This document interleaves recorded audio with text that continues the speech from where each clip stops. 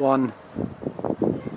Hello, I'm Matt Ellis. I'm the director at Derwent Hill. I'm delighted to have the opportunity to introduce Jules Carter, or Dr Julie Carter. Hi Julie, welcome to the centre. Hi Matt. The first time we met, Jules, you told me that you'd failed your 11 plus. Would you like to just tell me a little bit about that? Well, I don't think we knew what we were doing really. We were just told, sit down, do this test, and I think the aspiration was that we'd all fail, which we did, and then on we went to the sort of the next bit of our education, which wasn't panning out really very well for me, and then when I was 13 though, things turned around because I came here to Derwent Hill. And that was just transformative, really. Yeah. You said that there were two significant impacts that you thought your experience here at the centre had. Would you like to tell us a bit about those? I think the thing was that, you just don't... I didn't have hope for my life, really. And then I came here, and it was as if the whole world had opened up, and I didn't know that there were mountains and hills in the world, and to be in them and to go kayaking and canoeing and climbing and to be able to do well at it as well. So I had a feeling that I was capable and that I had capabilities, and that then I had a hope really for my future. So I think it instilled things within me, sort of not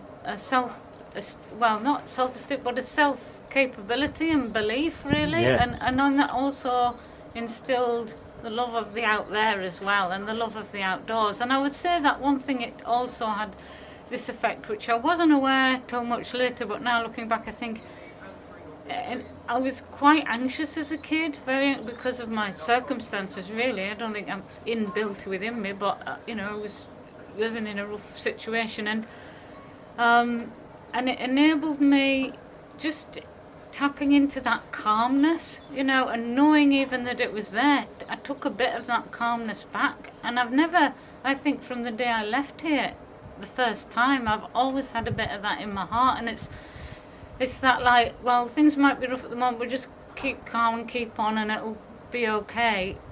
That enabled me to then do okay at school afterwards, actually.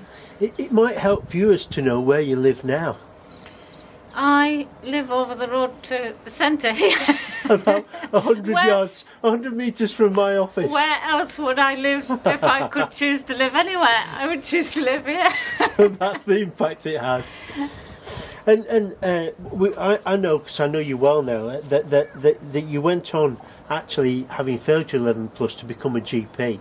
And you're one of those people that you're achieving several different areas because you also became a champion fell runner. Would you like to tell us a little bit about those two things? I loved being a GP. I loved the interaction with people, really.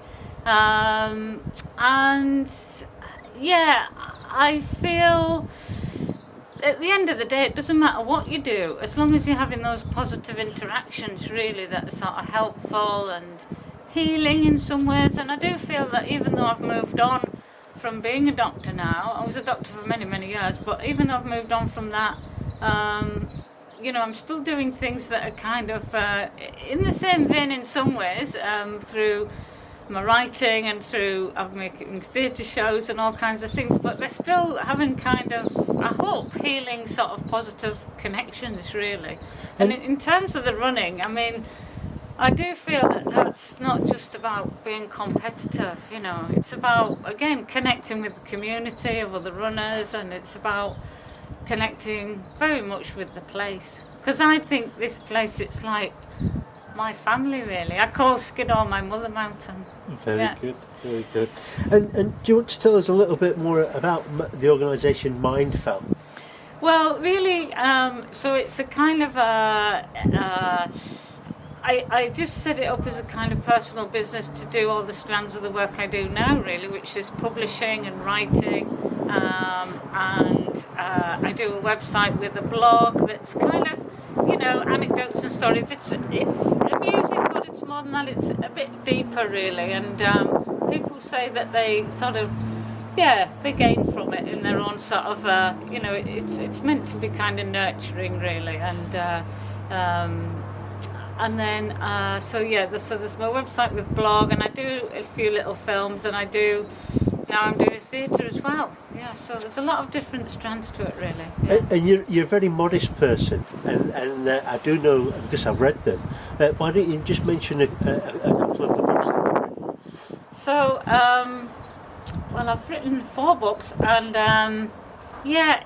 the most popular book was the first one, which surprises me still, really, because that's called Running the Red Line, and that's all about kind of going outside your comfort zone, which certainly I've got specific memories of the time when I was here at Derwent Hill. I remember being stuck in the reeds down there in the kayak on the lakeshore, and thinking everybody else has managed and they've gone over there. And I thought, well, I'm going to have to sort this out, So, I'm going to have to sort this out.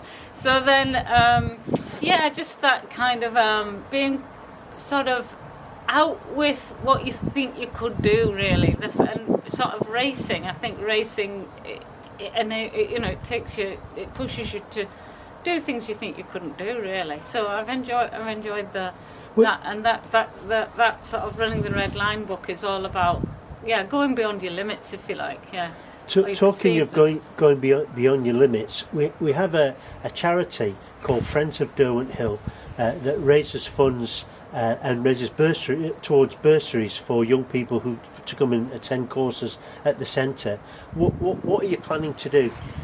So the week after next, I'm planning to set off from here and run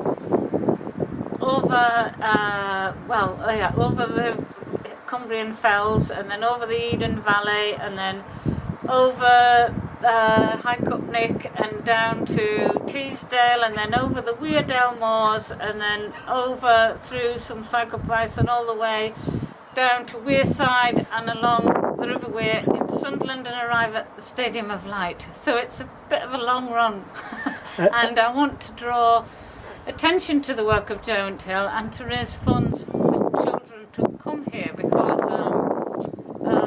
not every family can afford the cost to send a child here, and I was in that situation once myself, and without Derwent Hill I don't know what my life would have been, really, to be honest. And Jules, so that kind of run, obviously it's an incredibly long way. Are you going to be doing that over sort of 2 or 3 weeks and stopping in bed and breakfast? No, so I'm going to do it, the challenge was to do it within 48 hours, and I might extend that by a couple of hours now, just because I've worked out where I need to be at certain times. But basically I'm setting off Tuesday the 8th in the afternoon, 8th of April, and I'll arrive in the Stadium of Light by 4 o'clock on Tuesday. Thursday. Yeah. Thursday, sorry. Yes, I'm already on Thursday, thank you, of the 10th. So, yeah, sort of, within that time frame, really. There'll be a little bit of rest. I hope to get a little bit of sleep during the nights, but it won't be a full night's sleep. And my partner's going to follow in the van, so if I do need to go for a couple of hours sleep, I can do that. Well, that is an incredibly ambitious challenge, and I think it's going to be really inspirational for a lot of people who get a chance to see this video. Thank you very much. Thanks, Matt.